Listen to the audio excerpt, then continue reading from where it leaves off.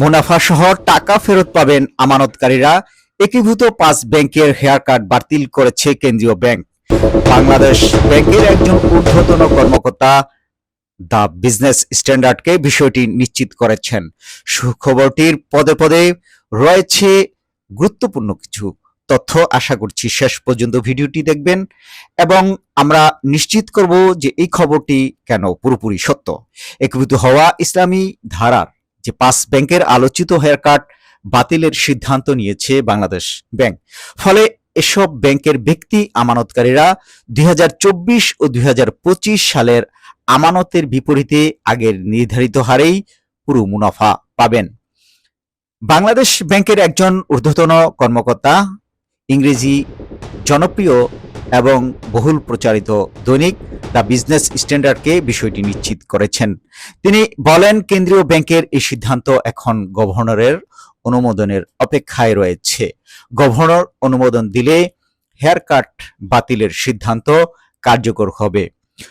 ওই কর্মকর্তা আরো বলেন, 2024-2025 সালে গ্রাহকদের আমানতের জন্য আগে যে মুনাফার হার নির্ধারিত ছিল সেই হারেই তারা মুনাফা পাবেন। তবে 2026 সাল থেকে 5 ব্যাংকের আমানতের বিপরীতে কেন্দ্রীয় ব্যাংক ঘোষিত সর্বোচ্চ 6.5% মুনাফা কার্যকর হবে।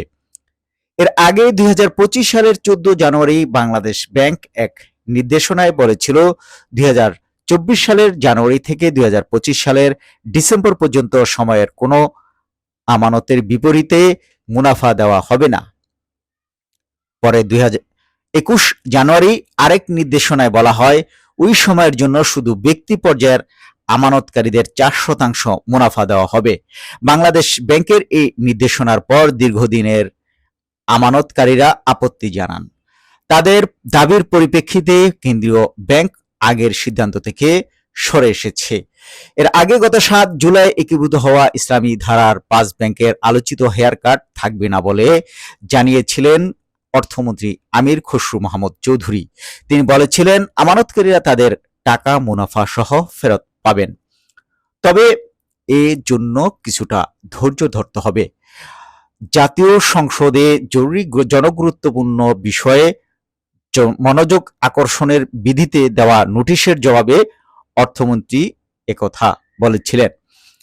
তিনি বলেন, EXIM bank, social Islami bank, first security Islami bank, global Islami bank, union bank, national bank ও আইএফআইসি ব্যাংক সহ আরও কয়েকটি ব্যাংকের অনিয়ম ও দুর্নীতির কারণে মালিকপক্ষ অর্থ পাচার ও লুটপাট করেছে।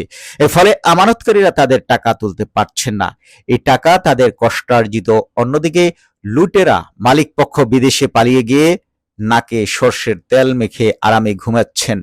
অর্থমন্ত্রী আরো বলেন, 75 লাখ গ্রাহক সরকারের দিকে তাকিয়ে আছেন ন্যায় বিচারের জন্য। তারা রাষ্ট্রের কাছে দাবি জানাচ্ছেন। আমির খসরু বলেন, এটি একটি হৃদয় বিদারক ঘটনা। একটি নির্বাচিত সরকার এ বিষয়ে নীরব থাকতে পারে না। দেশের অর্থনীতির মেরুদণ্ড আর্থিক খাতে স্থিতিশীল অবস্থায় ফিরিয়ে আনতে সরকার একটি সুসংগঠিত ও বহুমাত্রিক রেজুলেশন কাঠামো প্রতিষ্ঠা করেছে। এই কাঠামোর আইনি ভিত্তি হিসেবে ব্যাংক রেজুলেশন আইন করা হয়েছে। তিনি বলেন, আমানতকারীরা তাদের মুনাফা সহ ফেরত পাবেন, তবে এই জন্য একটু ধৈর্য ধরতে হবে। অন্যদিকে পর্যায়ক্রমে তুলে নেওয়া হবে প্রশাসক। একীভূত হওয়া দুর্বল 5 ব্যাংক থেকে প্রশাসক প্রত্যাহারের সিদ্ধান্ত নিয়েছে বাংলাদেশ ব্যাংক। আগামী 1 থেকে 2 মাসের মধ্যে পর্যায়ক্রমে সব ব্যাংক থেকে প্রশাসক তুলে নেওয়া হবে। পরিকল্পনার অংশ হিসেবে প্রথমে এক্সিম ব্যাংকের প্রশাসক প্রত্যাহার করা হতে পারে। গত সোমবার বাংলাদেশ ব্যাংকের গভর্নর মোস্তাকির রহমানের সঙ্গে একীভূত 5 ইসলামী ব্যাংকের পরিচালনা পর্ষদের বৈঠকে এ বিষয়ে নীতিগত সিদ্ধান্ত হয়েছে। ওই বৈঠকের পর বাংলাদেশ ব্যাংকের এক কর্মকর্তা নাম প্রকাশ না করার সত্ত্বে বলেছেন, প্রশাসক প্রত্যাহারের বিষয়ে নীতিগত সিদ্ধান্ত হয়েছে, তবে তা একযোগে নয়, পর্যায়ক্রমে বাস্তবায়ন করা হবে। আগস্টের মধ্যেই প্রক্রিয়াটি শেষ করার পরিকল্পনা রয়েছে। এখন দেখা যাক যে যেহেতু কেন্দ্রীয় ব্যাংক এই খবরটি গণমাধ্যমে দিয়েছেন, হয়তো 2-1 দিনের ভিতরে বা কয়েকদিনের মধ্যে হয়তো গেজেট প্রকাশ করবে এবং সেই বিষয়টি আসা মাত্র আমরা আবার জানিয়ে দিব আপনাদের সর্বশেষ আপডেট। 5 ব্যাংকের যে কোনো ধরনের যে কোনো সময়ের মুহূর্তের অথেন্টিক তথ্য আমরা জানিয়ে দেব।